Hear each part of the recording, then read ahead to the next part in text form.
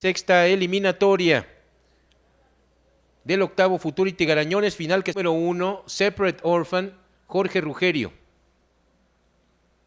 Con el 2, Traffic Ryan, Antonio Aguiñaga. Número 3, Antigua, Iván González. Con el número 4, SF Dash Heart, Roberto Carlos Toledo. Número 5, Sarah Horse, José Luis Santos. Con el 6, First Hércules, Arturo Sánchez. Número 7, First Down Major, José Edgar Domínguez. El 8 es Corre por Dinero, José de Jesús Reyes. Número 9, SF Simple B, Martín Hernández Bautista. Y con el 10, Dakota Native GC, Eddie Cuellar. La sexta del programa, inicio de la B por 7, se corre arriba.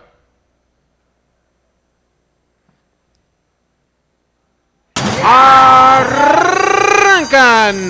Buena salida para el número 8, Corre por Dinero. Enseguida avanza con el 9, SF Simple B. También el número 10, Dakota Native GC. Por dentro el número 1, Separate Orphan. Vuela por fuera el número 10, Dakota Native GC. 10, 1, 8, 9 en la meta.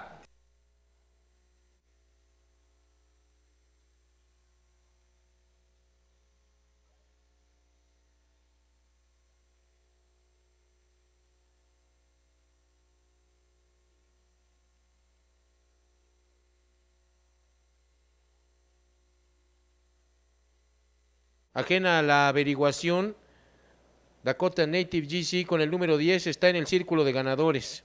Potranca colorada de 2 años, de la crianza mexicana del señor Gabriel Cue. Propiedad de Cuadra Armadillo. Es entrenada por Víctor Hugo Ramírez Moreno. Monta ganadora para Eddie Cuellar.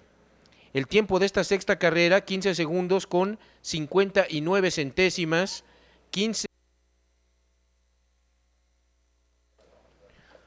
No hay cambios en el orden de llegada, 10, 1, 8 y 9.